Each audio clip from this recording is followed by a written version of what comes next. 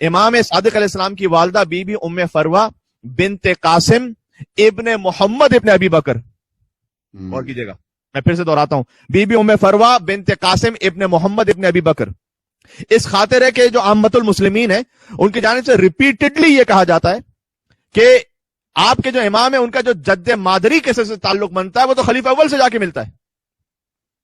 تو پھر آپ خلیفہ اول سے برات کا اظہار کیوں کرتے ہیں جبکہ آپ ہی کے امام کا جد مادری کی جانب سے جو سلسلہ ہے وہ تو خلیفہ اول سے جا کے ملتا ہے.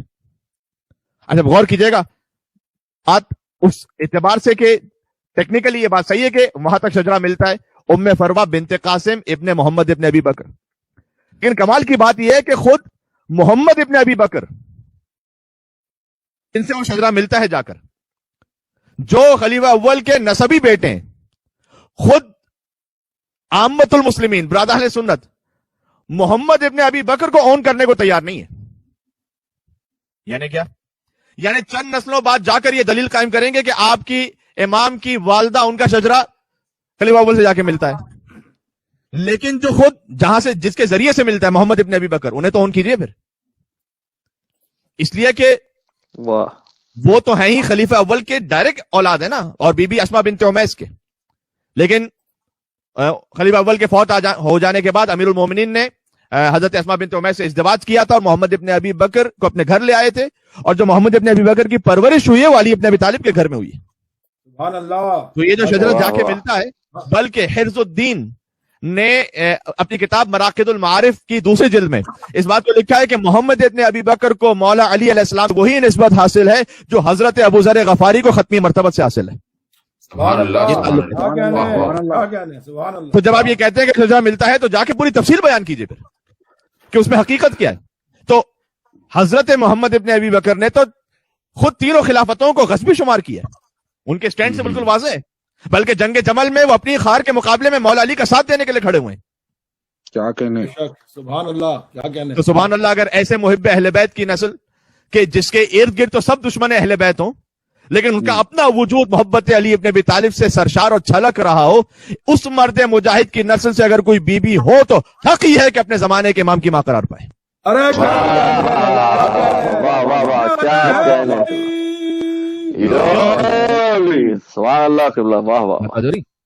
تو اس کی یہ پوری تفصیل ہے, اور اس تفصیل کا چونکہ تعلق امام جعفر صادق علیہ السلام سے, اور اس کے لیے یوٹیوب پر کلپس بھی کچھ موجود ہیں کچھ مفتیان کرام کے, تو میں نے کہا یہ وضاحت کر دوں کہ آپ پوری تفصیل بیان کیجئے کہ پھر جو شجرہ جا کے ملتا ہے اس میں محمد ابن ابی بکر, اور یہ کہہ کر پھر آپ خالی کریڈٹ نہیں لے سکتے کہ خلیفہ اول کی نسل سے ہیں, بلکہ اصل تو یہ سوچ کر عبرت حاصل کیجئے کہ جس محمد ابن ابی بکر کی نسل سے ہیں امام جعفر صادق کی والدہ, انہیں تو عشق حیدر کرار میں اپنے باپ ہی کی خلافت کو ریجیکٹ کر دیا تھا.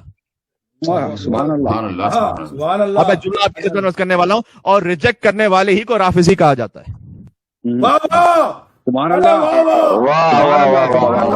کیا کہنے, ریجیکٹ کرنے والے ہی کو رافضی کا, جی ہم رافضی ہیں, ہم ریجیکٹ کرتے ہیں.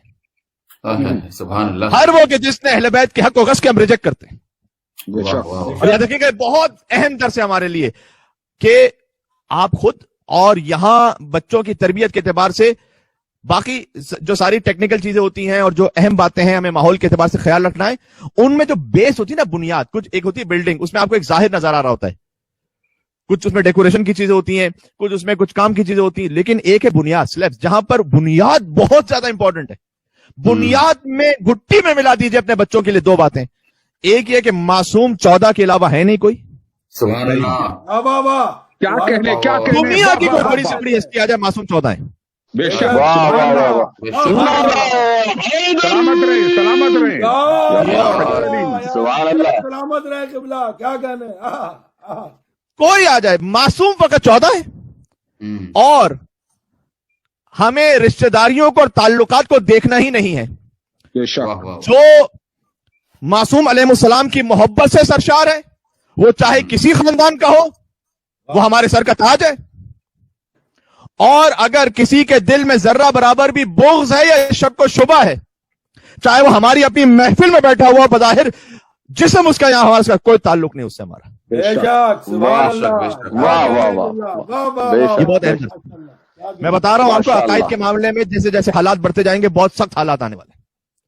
احادیث میں مفہوم موجود ہے کہ امام زمانہ علیہ السلام کی صحیح ولایت پر باقی رہنے والے بہت کم رہ جائیں گے۔ صحیح ہے؟ تو یہ سب مولا علی کی صحبت کا نتیجہ تھا جو محمد ابن ابی بکر اس مقام پہ پہنچے، اور اس میں ایک جو سیکھنے کی اور بڑی اہم بات، میری مائیں بہنیں جو سنیں، بہت بڑا کردار محمد ابن ابی بکر کی ماں جناب اسماء بنت امیس کا تھا۔ ماں کا کردار جناب پیام اعظمی نے اسی موقع کے لیے تو کہا تھا ماں کی خدمتوں کا ذکر کرتے ہوئے کہ اپنی اولاد کی تقدیر بدل دیتی ہے، اپنے اولاد کی تقدیر بدل دیتی ہے، بھائی باپ کے خون کی تاثیر بدل دیتی ہے۔ بھائی واہ سبحان اللہ سبحان اللہ اللہ اکبر، باپ کے خون کی تاثیر بدل دیتی۔